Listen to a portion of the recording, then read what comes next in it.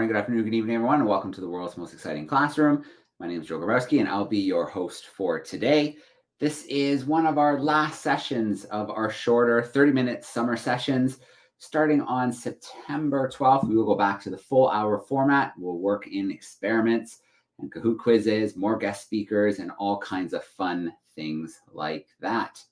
All right, well, let's get right into it. We are going to share the map first. I'm going to bring that up here. There we go. Let's make it a little bigger so we can see some of the progress here. We are making our way nicely across the Pacific. Not too long ago, last week, we were talking to Josh and Grant.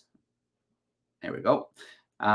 In Bora Bora. And now, if we zoom in a little bit more, you can see that Oosterschelde is, Zoom's not really going so cooperative today, but there we go. Looks like it has arrived in Rarotonga. So let's get right into it. Let's get onto the deck of the ship. Let's connect with Grant and Josh, and let's see what they've been up to. Hey, Josh. Hey, Grant. How's it going? Good morning. All right. Great to have you guys with us. Are you there? Are you in the Cook Islands? Yeah, we're in the Cook Islands. We got here yesterday, a little bit ahead of schedule because it's been really windy. So we've fired our way across from Tahiti. So we've just got a couple of days chilling out on the ship until everybody gets off, and then a couple of days before everybody else gets back on, and we head over to Tonga. All right, Tonga. I'm so jealous. The humpback should be there right now. That would be awesome. Hopefully, you guys get to get in the water with them.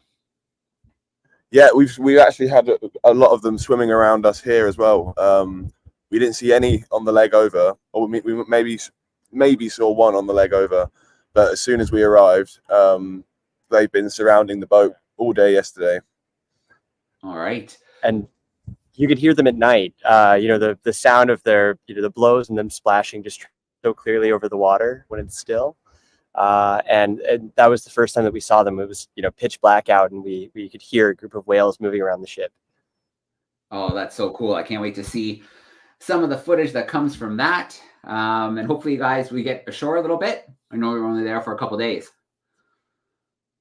Yeah, hopefully. We can't go to shore at the moment because of the weather on the north side of the island where the harbour is. We can't actually get into the harbour. So we're just anchored up on the west side at the moment where it's nice and calm, but hopefully we're going to move over to the other side today and get off the ship. All right. Oh, there we go. Josh, when we left you last time, you were getting ready to do some diving before you guys left Tahiti, and you sent a great clip here. I'm going to play that clip, and then we can talk a little bit about the diving. So let's get this reel up.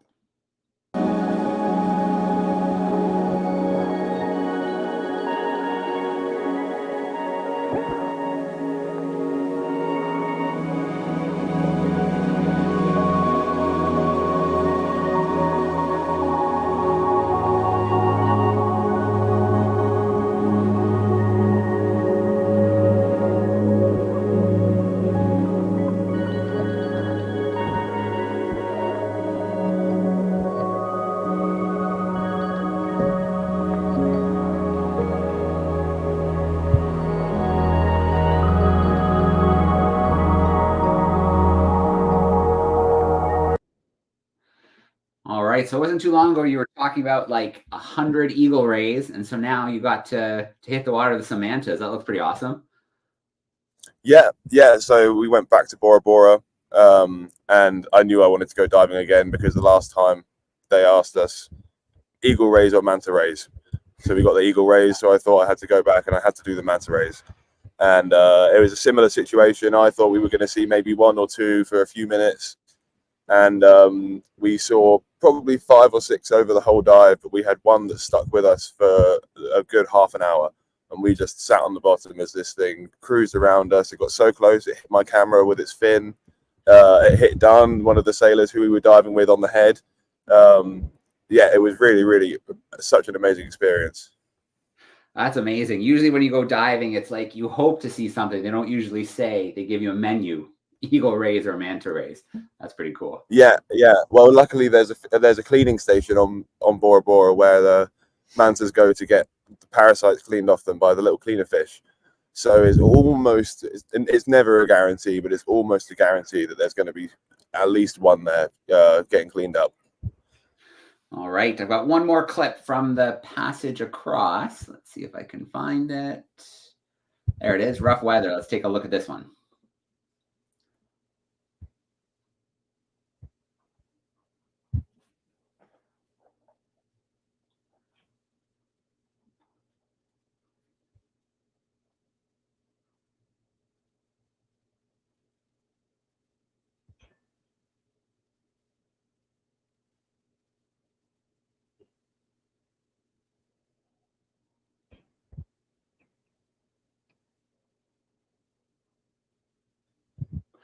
All right. How was that? How long did that last for?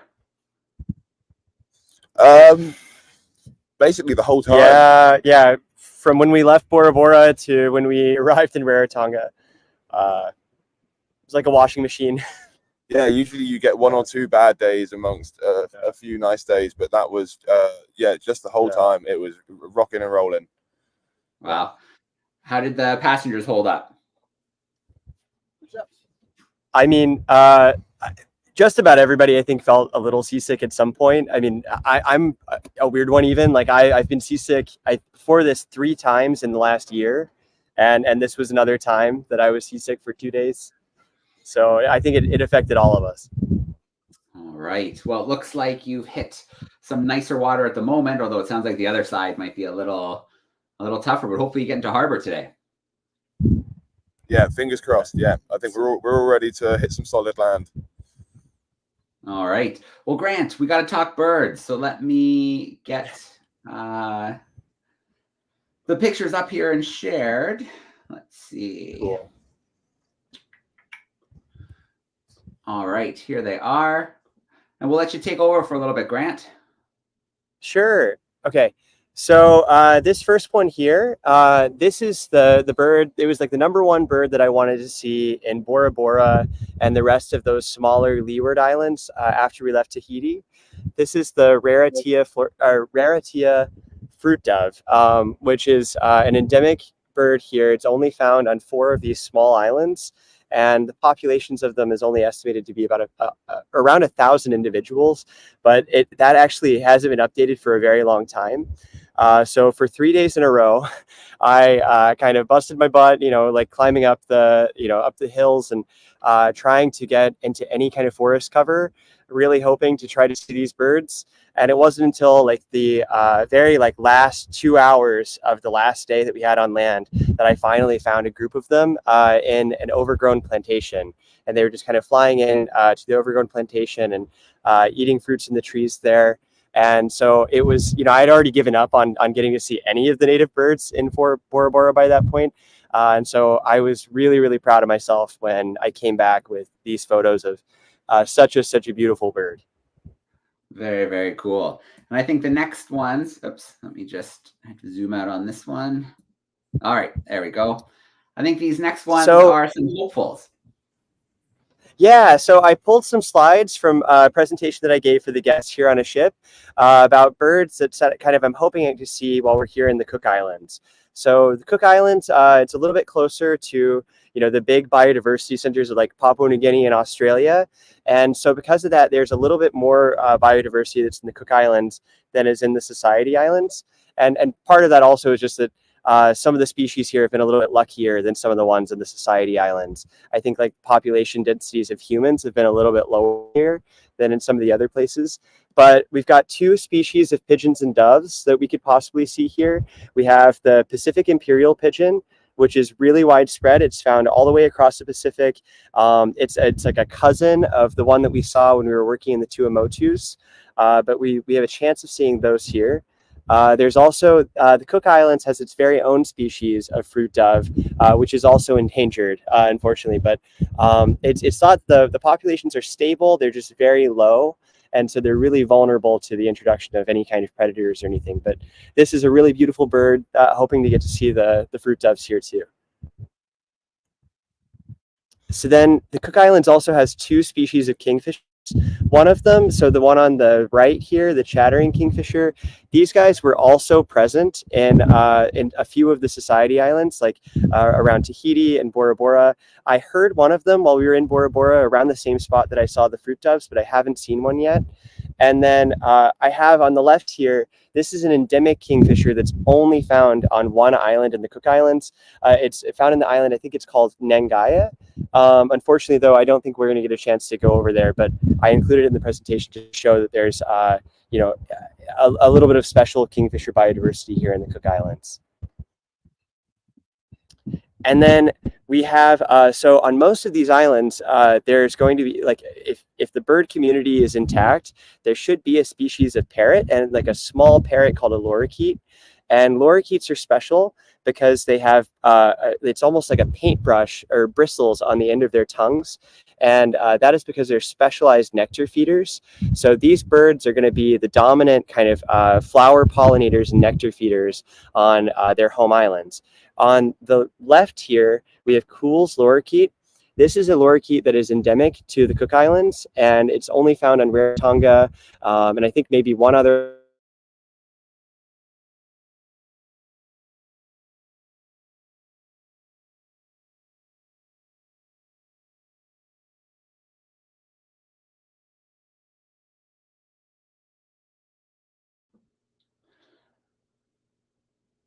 All right, looks like we had the satellite freeze up on us for a moment. Let's just give another minute or so. One or two things are going to happen. Either we'll just hear them start moving and talking again, or they'll disappear from the call and they'll have to re-enter. So we've had a pretty good satellite connection so far, but every once in a while, especially in somewhere as remote as Rarotonga, in the Cook Islands in the middle of the Pacific, we do get the satellite freezes up from time to time. So we'll just give it a moment and see if we can get Grant and Josh back with us. Grant has a few more bird species. Oh, there, they disappeared. That means they're trying to come back in. So we should see them within the next few seconds. And we'll continue checking out some of these really cool endemic bird species that with any luck, Grant will see over the couple days that they are in Rarotonga. There we go. We got you back. Cool. Where should I pick up, Joe? You were just saying how the Kuhl's lorikeet was endemic to Rarotonga and maybe one other spot. Oh, sure. So that's kind of the native, like, special lorikeet that's here in the Cook Islands. On the right, this is actually a familiar bird. So the blue lorikeet, they're found in the Tuamotu Islands in French Polynesia. And it's one of the cool endemic birds that we were filming while we were there. There was a Darwin Leader project on them as well. But these birds, they're also found on Rarotonga. And it's thought that these were introduced by, it probably before Europeans arrived in the Cook Islands. But this is a species that was introduced here to the Cook Islands. On all the other Pacific islands, you know, at this part of the Pacific, you only usually see one species of lorikeet that's on an island. And that's because they would be directly competing with each other. And on these small islands, there's really not enough space for there to be, for there to evolve like two different lineages of lorikeets that are doing the exact same thing. And so it's thought that these guys, even though like they are a threatened species and they're super cool and special in their own range, it's thought that these guys were introduced by people to the Cook Islands here. And then this is a new family of birds that we're going to start seeing on most of the island groups as we move closer to Australia and New Zealand. But the monarch flycatchers are a group that they've spread their way across the Pacific. The Rarotonga monarch is a monarch that's endemic to the Cook Islands. The adults are the ones on the gray birds on the left over here, and the young birds, they stay this kind of like sandy brown color for about 4 years until they get older. And these guys are going to be the aerial insect predators on the island. So they're flying out from perches, catching flies and things, and then returning to their perches to eat whatever they caught. These birds, they are threatened with extinction. I think they're currently classified as vulnerable, and they're only found on Rarotonga. And then they've also been introduced deliberately to another island, but they're super special to the Cook Islands. And then there's also the Cook Islands reed warbler. I think these are only found on 2 islands in the Cook Islands. These guys are also eating insects, and they're related to the reed warbler from the Tuamotus that we were talking about last week.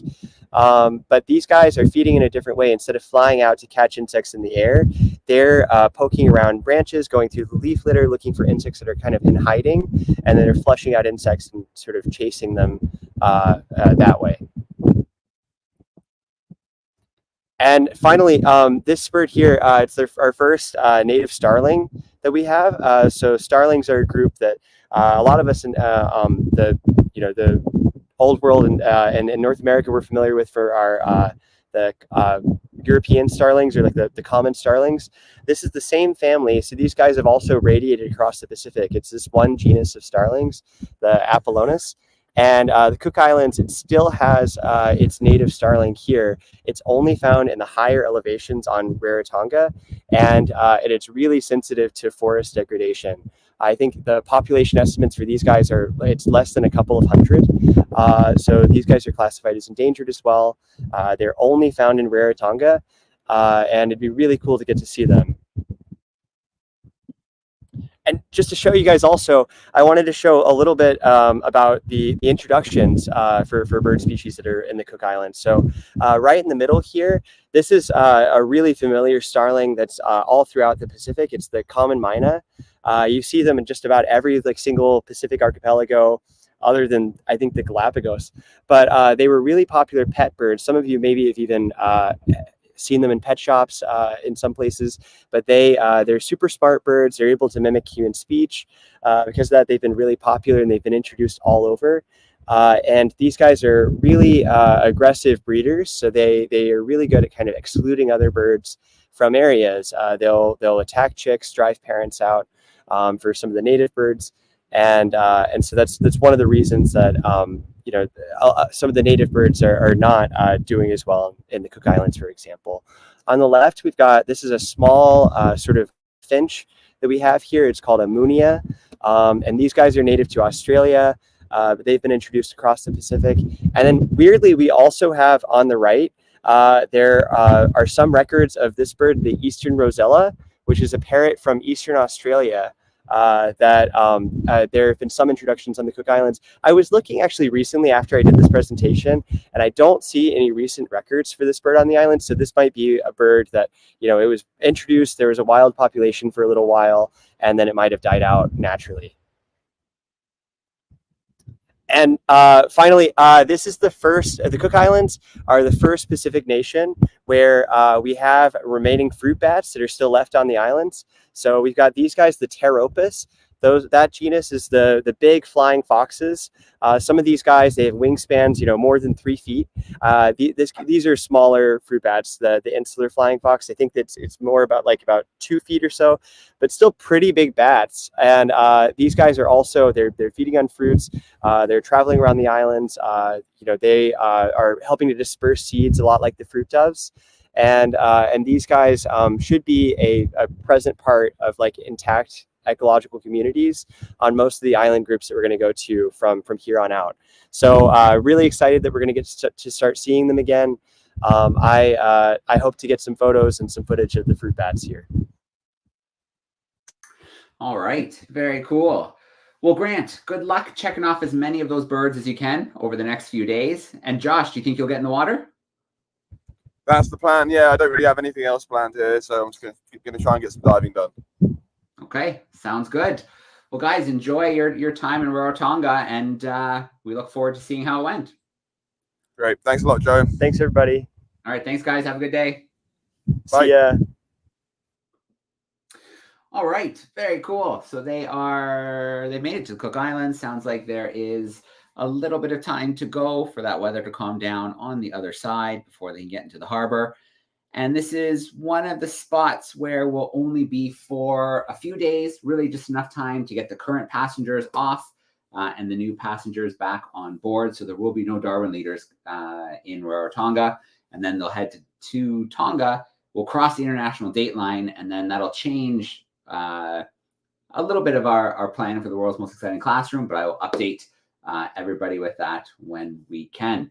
All right. What I want to do now is Josh also shared with me a really great video from their time in the Society Islands.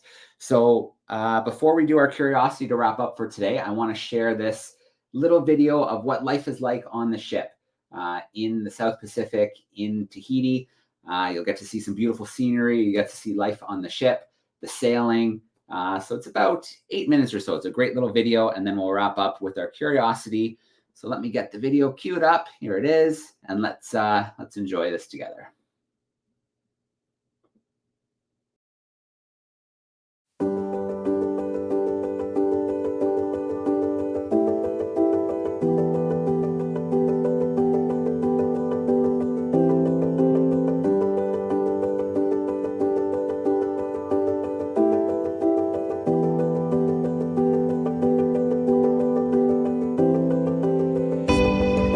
So, the schooner lost.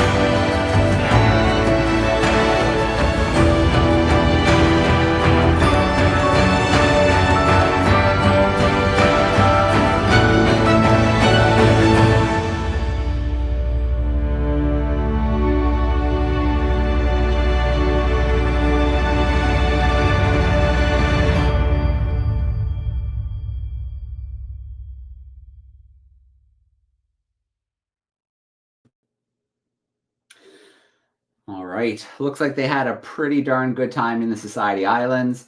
We had our researchers there as well, Chris and Tim, and they were flying drones, mapping coral reefs, using the drones from the air in parts of the islands that had never been done before. So that's going to form a great baseline for future research. When other researchers come back and map those drones or those reefs as well, they can see how they've changed over time.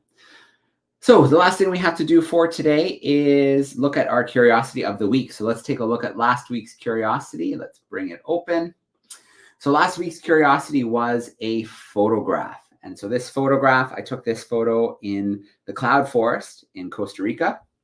And the challenge was to figure out what happened to this wasp. So this wasp is no longer alive. It's got these strange growths coming out of it. So that was the task. What happened to this wasp? And we had a few good answers come in, a few good guesses. This is a wasp that was killed by a fungus called cordyceps. So these cordyceps are an amazing species of fungus. There's a whole bunch of different species, and each one specializes on a different species of ant or wasp. And so what they do is they infect the ant or the wasp, and they basically turn them into zombies. They hijack their brains. And then that ant or that wasp will climb or fly to a higher location. It'll bite down really hard on the stem or the leaf. And then these fruiting bodies of the fungus will grow out of it and release spores. Then those spores infect other ants, other wasps. So really kind of wild species. If you ever saw the TV show The Last of Us, that talks about cordyceps, and only they made the jump from these ants and these wasps to humans. Of course, that's not possible. It would take millions and millions of years of evolution for something like that to happen. These cordyceps are so specialized on one species of ant or one species of wasp. And you can see here that this wasp, it bit down on that leaf, it died, and then those fruiting bodies came out and released the spores to infect other ants, other wasps. So that was our curiosity from last week. This week's curiosity, I have to share my second camera. So let me get it over here. And so last week I was out doing some fossil hunting. Let's get the second camera view. There we go. And I came across some of these. So I'm going to get in a little bit closer here. Got to find the exact right focus with this webcam. It can be a little finicky. Let's see if we can find that right spot.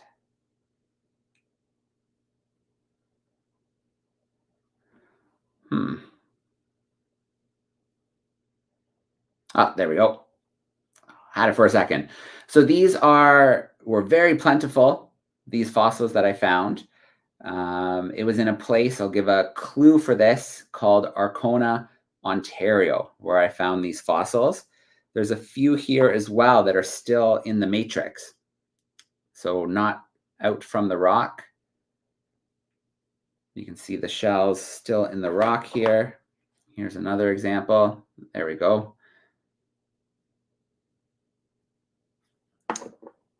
And then there's a collection of them that are completely removed from the rock, completely removed from the matrix. So the curiosity for this week, the challenge is, can you tell me what phylum these fossils are from? So we know what kingdom, they're from the animal kingdom, but can you tell me what phylum these fossils are from? And another clue is they're from Arkona, Ontario. So that could be another clue to help you with your research to figure out what phylum these fossils are from. All right, let's turn off this camera. And let's go back to our main camera. So that is another World's Most Exciting Classroom finished for the week. We will connect again. We'll likely be sailing again on our way between Rarotonga and Tonga. And then while in Tonga, hopefully we'll get a chance to do something really cool with Grant and Josh on board. So the last thing we'll do before we sign off, we always like to thank our sponsors, without whom we wouldn't be sailing in the Cook Islands right now, we wouldn't be bringing young conservation leaders to train out to the ship. We wouldn't be doing the research, and we wouldn't be doing the world's most exciting classroom. So we'll end off our session today with a shout out to our sponsors, supporters, and partners.